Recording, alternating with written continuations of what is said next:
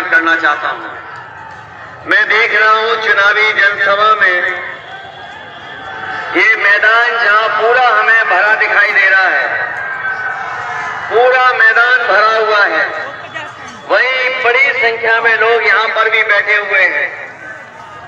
और पहले चरण का आज चुनाव प्रचार खत्म हो रहा है, दूसरे चरण का चुनाव शुरू हो जाएगा और गर्मजोशी से शुरू हो गया है।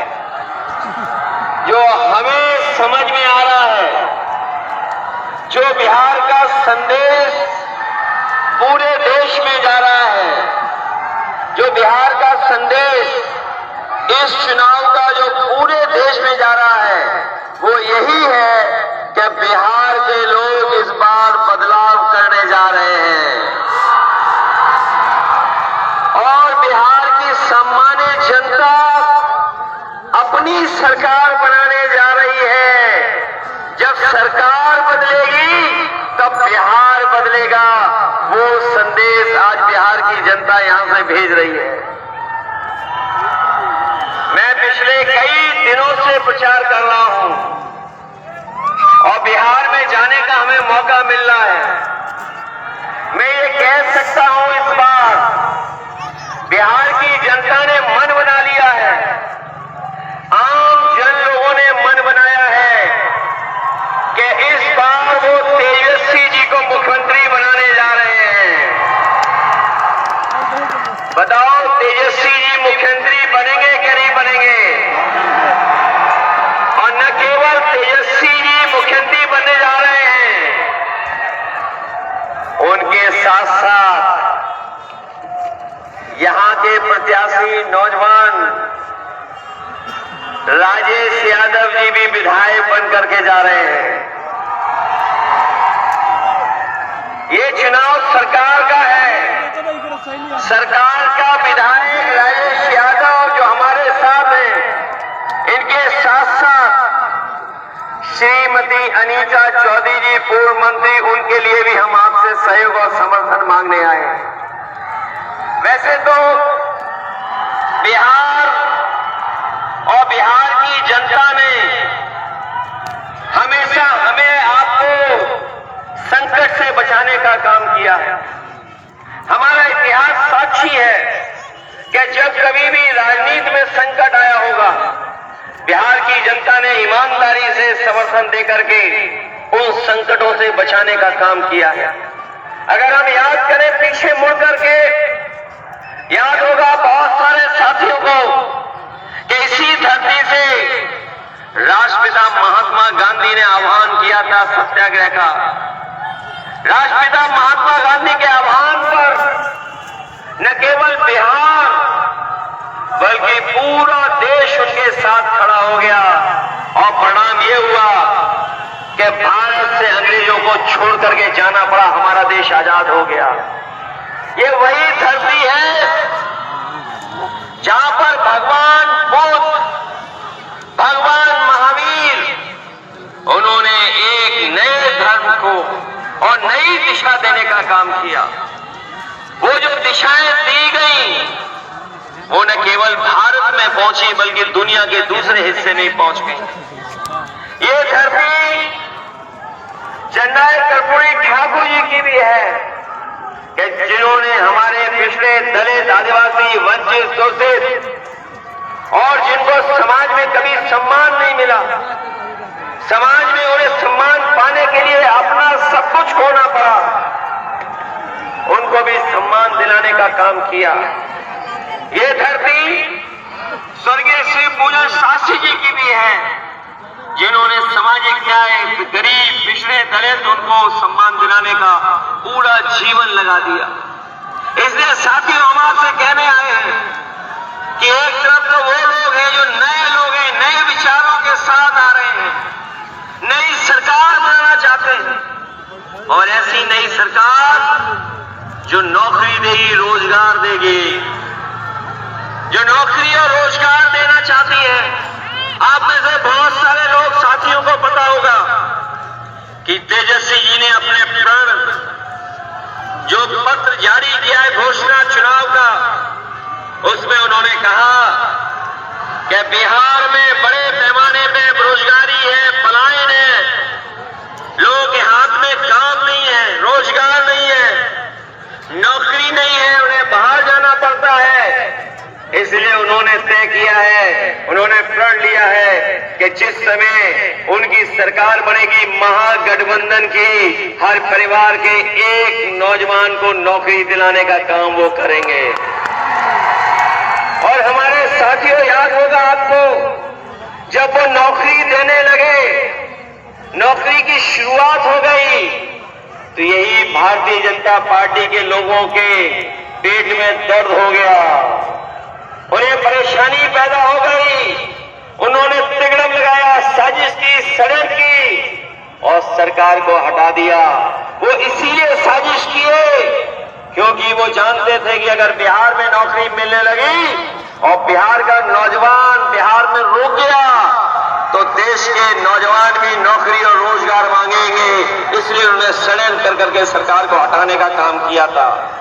वो नया बिहार बनाना चाहते हैं, एक ऐसा नया बिहार जिसमें नौकरियों की बहार हो और पलायन नहीं हो, लोगों को दूर न जाना पड़े।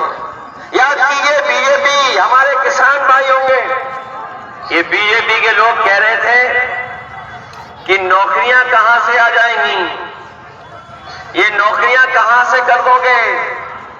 हम उन्हें याद दिलाना चाहते हैं कि जिस तरीके से आप उद्योगपतियों को पैसा दे दे करके उन्हें आगे बढ़ा रहे हो, वही पैसा रोक करके बिहार के लोगों के बीच में खर्च कर करके नौजवानों को नौकरी और रोजगार देने का काम करेंगे। और बिहार का पैसा बिहार में रहेगा और बिहार का पैसा ही बिहार के लोगों को नौकरी देने का काम करेगा। और भारतीय जनता पार्टी इसलिए सवाल कर रही है क्योंकि भारतीय जनता पार्टी के एजेंडे में कभी नौकरी नहीं रही है। अगर उनके एजेंडे में नौकरी होती तो बताओ, दिल्ली में कितने वर्षों से सरकार चल रही है उनकी, दिल्ली में 11 साल हो गए कि नहीं हो गए, और 20 साल यहां हो गए कि नहीं हो गए। जो लोग हम लोगों से नौकरी का हिसाब किताब मांग रहे हैं, कम से कम 30 साल का हिसाब दें। बताओ कितने नौजवानों को आपने सरकारी नौकरियां दी हैं। 30 साल का हिसाब क्या है, 30 साल का आपको हिसाब किताब लेना है। इसलिए ये चुनाव नौकरी बनाम भाजपा का चुनाव होने जा रहा है। एक तरफ नौकरियां और दूसरा भाजपा जो नौकरियां रोकना चाहती है। मैं अपने किसान भाइयों से जानना चाहता हूं, यही बीजेपी के लोगों ने कहा था कि आय दोगुनी हो जाएगी। बताओ किसी भी किसान की आय दोगुनी हो गई हो तो बताइए। जो आप पैदावार कर रहे हो, पहले तो हमारे बिहार के गरीब जो गांव में रह रहे उनमें जमीन नहीं, और अगर खेतीबाड़ी है भी, मेहनत करके अगर वो खेतीबाड़ी कर भी लें तो सरकार की तरफ से कोई मदद नहीं हो पा रही, उन्हें लाभ नहीं पहुंच पा रहा है। और उसका परिणाम यह है कि हमारा किसान और गांव में रहने वाला गरीब होता जा रहा है। कुछ लोग बहुत पैसा कमा रहे हैं, इतना पैसा कमा रहे हैं जिसकी आप कल्पना नहीं कर सकते। इसलिए नौकरी बनाम भाजपा तो है ही चुनाव, लेकिन ये चुनाव अमीर बनाम गरीबी चुनाव है। गरीब एक तरफ खड़ा हो गया है, अमीर भाजपा के साथ खड़े हैं, बड़े बड़े उद्योगपति भाजपा के साथ खड़े हैं। और केवल उद्योगपति नहीं खड़े हैं, हमारे कुछ पत्रकार मित्र जो बड़े बड़े चैनल वाले हैं, ये चैनल नहीं है, ये न्यूज के चैनल नहीं है, इनके पीछे बड़े बड़े उद्योगपति जिनको लाभ पहुंचा रही है बीजेपी, वो खड़े हुए हैं। और बीजेपी ने कितना उधार पैसा कर दिया है, लगातार उधार होता जा रहा है। हमारे नौजवानों पढ़ लेना, पढ़े लिखे होंगे, जानते होंगे, गूगल से लेकर के सब चीजों की जानकारी हासिल कर लेते हैं। बताओ देश पर उधार हो गया, पैसा क्या नहीं कर दिया इन्होंने। जो विश्व गुरु बनाना चाहते थे, जो विश्व गुरु बना रहे थे देश को, आज सबसे ज्यादा उधार अगर पैसा किसी के ऊपर आ गया तो हमारे और आपके ऊपर भारतीय जनता पार्टी ने उधार में ला दिया है। इतना उधार कि जिसकी आप कल्पना नहीं कर सकते हो। ये उधार में देश की अर्थव्यवस्था को बर्बाद करने वाली है। और क्या कहते थे, अमेरिका के लिए वोट मांग रहे थे। ये जो नौजवान हैं वो जानते होंगे कि अमेरिका के राष्ट्रपति के लिए वोट मांगने गए थे। कह रहे थे कि अब की बार ट्रंप की सरकार, याद होगा कि नहीं याद है? बताओ, समय समय पर ट्रंप इनको सबक सिखा रहा है कि नहीं सबक सिखा रहा है? पाबंदियां लगा रहा है, पाबंदियां, व्यापार रोक रहा है, कारोबार रोक रहा है, लेकिन इनके पास कोई जवाब नहीं है उसका। ये कहते हैं कि बिहार नहीं बदल सकता है। हम लोग बिहार को बदलने के लिए तेजस्वी की मदद करना चाहते हैं। और मैं कहना चाहता हूं, जो उत्तर प्रदेश में हम लोगों ने अच्छे काम किए, एक्सप्रेसवे सड़क बनाने के, ये जो बीजेपी वाले अपने काम गिना रहे हैं का, बताओ बिहार में कोई एक्सप्रेसवे बनाया हो जो जहां पर रफ्तार से चल पा रहे हो? समाजवादियों ने ऐसी सड़क बनाई थी जिसपे प्रधानमंत्री हवाई जहाज लेकर के उतरे थे। याद है कि नहीं याद है? और नहीं अगर याद हो तो मोबाइल में करके देख लेना, वो वीडियो मिल जाएगा जिस पर सड़क पर हवाई जहाज उतरा था। वो हवाई जहाज उतरने वाली सड़क किससे बनाई थी? समाजवादियों ने बनवाई थी। बीजेपी वाले झूठे हैं, ये बात मानते हो कि नहीं मानते हो? ये बीजेपी वाले झूठ बोलते हैं कि नहीं बोलते हैं? और कितना बड़ा झूठ बोलते हैं बताओ आप। कह रहे थे अमेरिका हमारा मित्र है। बताओ, अमेरिका इनका मित्र है क्या? और अभी एक आर्मी के chief of the army staff, जो आर्मी के सबसे बड़े अधिकारी हैं, उन्होंने भी कहा है कि भारतीय जनता पार्टी और उनका गोदी मीडिया झूठ बोलता है। बताओ, झूठ बीजेपी बोलती कि नहीं बोलती?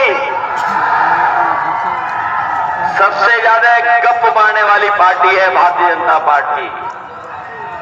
गप्पी पार्टी है, झूठ बोलने